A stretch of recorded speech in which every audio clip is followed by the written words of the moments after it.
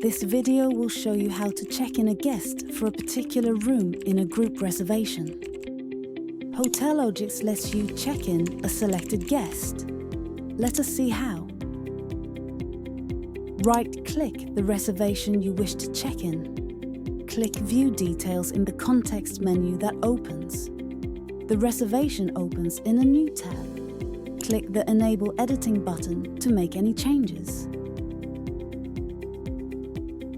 At the bottom of the page, click the room for which the guest needs to be checked in. The selected reservation will open. Under Room, share or select the checkbox corresponding to the guest name you wish to check in. Click Guest Check.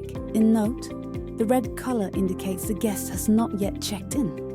The reservation status color can be customized from Admin Console. An alert appears. Do you wish to check in the guest? Click OK.